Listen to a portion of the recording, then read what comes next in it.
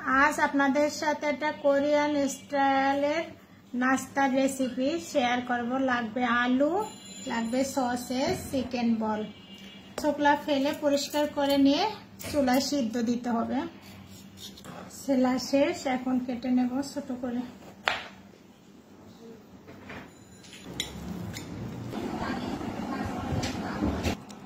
দিয়ে দেব কর্নফ্লাওয়ার, দেব কালো গোলমরিচের গুঁড়া, দিয়ে দেব অল্প করে চিলি ফ্লেক্স, দেব লবণ।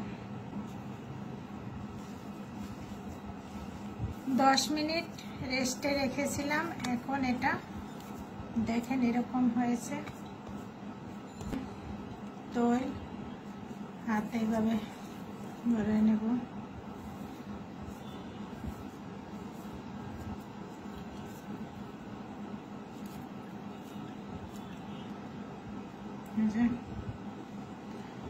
এখন এই বোতলের মুখে তৈল ভরিয়ে নেব। এই যে দেখেন, এই যে মাশরুমের শেপ হবে। বানানো শেষ আমার মাশরুমগুলো।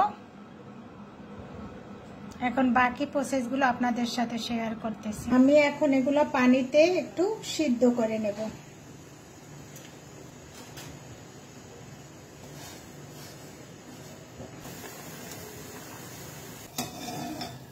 দশ মিনিটের মতো সিদ্ধ করে নিয়েছি। এখন ঠান্ডা পানির মধ্যে ভিজিয়ে নিতে হবে।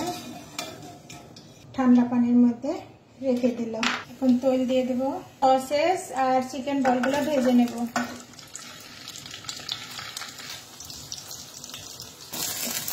চিকেন বলগুলো ভাজা শেষ, এখন তুলে নিলাম। এখন এগুলো ভাজা শেষ, এখন তুলে নেব। এরকম করে ভাজা শেষ। রসুন কুচি লাল করে ভেজে নিলাম। এখন টমেটো কেচাপ দিয়ে দিব, সুইট চিলি সস, একটু পানি দিয়ে দেব। এখন ভেজে রাখা সবগুলো দিয়ে দেব।